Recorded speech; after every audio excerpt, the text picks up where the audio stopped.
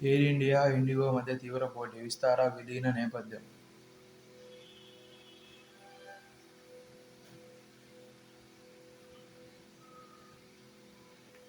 పునర్నిర్మాణానికి పునాది. 2,94,427 కోట్లతో రాష్ట్ర బడ్జెట్. ఆస్తుల సృష్టికి 32,712 కోట్లు. రాజధానికి 3,445 కోట్లు. పోలవరానికి 5,445 కోట్లు.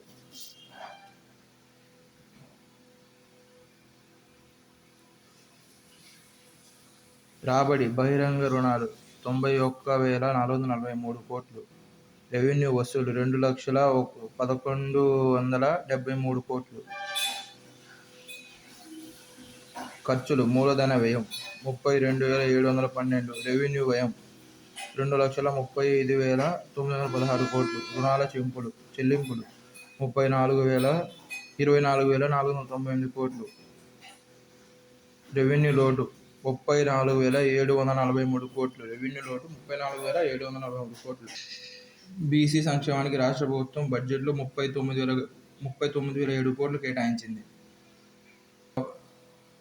రవాణా R&Bకి 9,954 కోట్లు.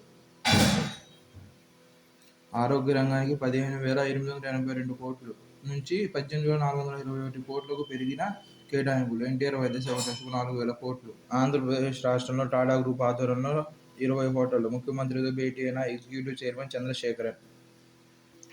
దేశానికి దన్నుగా పెట్టుబడులను విరివిగా ఆకర్షిస్తున్న రాష్ట్రాలు అభివృద్ధిలో ముందంజలో ఉంటున్నాయి. పారిశ్రామిక, సేవా రంగాలను ప్రోత్సహిస్తూ భారతావని ప్రగతి యాత్రలో కీలక పాత్ర పోషిస్తున్నాయి. దేశ జీడీపీలో వివిధ రాష్ట్రాల వాటా ఎంతంటే మహారాష్ట్ర 13.3, తమిళనాడు 8.9, ఉత్తరప్రదేశ్ 8.4, తెలంగాణ 4.9, ఆంధ్రప్రదేశ్ 4.7.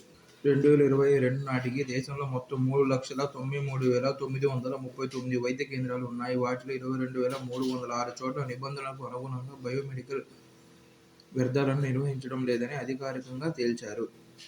5 ఏళ్లలో 25 లక్షల ఇళ్లు.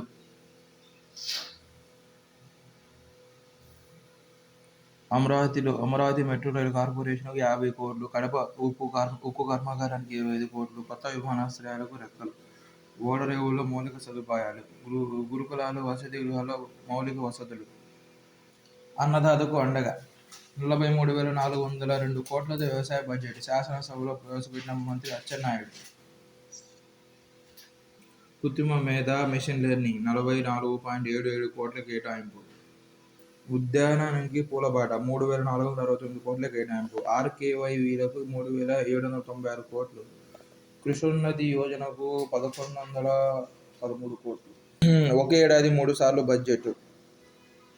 ఈ ఏడాది వైకాపా ప్రభుత్వం మొదటి 4 నెలల కాలానికి 2024-25కి ఓట్ ఆన్ అకౌంట్ ప్రవేశపెట్టింది. ఆ తర్వాత అధికారంలో వచ్చిన కూటమి ప్రభుత్వం 4 నెలల కాలానికి ఓట్ ఆన్ అకౌంట్ బడ్జెట్కు ఆర్డినెన్స్ జారీ చేసింది. ఇప్పుడు పూర్తి బడ్జెట్ను ప్రవేశపెట్టింది.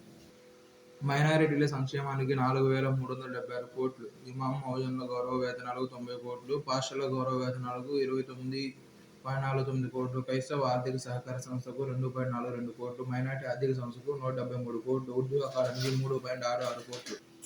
గిరిజన సంక్షేమ అభివృద్ధికి 7,557 కోట్లు. ఆదివాసీ గిరిజన అభివృద్ధిని ఆకాంక్షిస్తూ ప్రభుత్వం బడ్జెట్లో నిధులు కేటాయించింది. ఐటీడీఏలను గాడిన పెట్టేందుకు 23.77 కోట్లు కేటాయించింది. ఆడబిడ్డ నిధి పథకానికి 3,341 కోట్లు. డ్వాక్రా సున్నా వడ్డీ పథకానికి 1,250 కోట్లు. దళిత సంక్షేమానికి 18,497 కోట్లు. మృదంగ విద్వాంసుడు కమలాకరరావు మృతి. కొలీజియం సభ్యునిగా జస్టిస్ అభయ్ ఓకా. 5 సభ్యుల సుప్రీంకోర్టు కొలీజియంలో న్యాయమూర్తి జస్టిస్ అభయ్ ఎస్ ఓకాకు స్థానం దక్కింది. జస్టిస్ డివై చంద్రచూడ్ రిటైర్ కావడంతో ఏర్పడిన ఖాళీలో ఆయన నియమితులయ్యారు. నూతన సీజే జస్టిస్ సంజీవ్ ఖన్నా సోమవారం ఈ మేరకు నిర్ణయం తీసుకున్నారు. కొలీజియంలో ప్రస్తుతం సీజే ఖన్నాతో పాటు న్యాయమూర్తులు justice BR Gavai, justice Suryakant, justice Hrishikesh Roy, high court న్యాయమూర్తులను ఎంపిక చేసి 3 సభ్యుల సుప్రీంకోర్టు కొలీజియంలో సీజేతో పాటు జస్టిస్ గవాయ్, జస్టిస్ సూర్యకాంత్ సభ్యులు.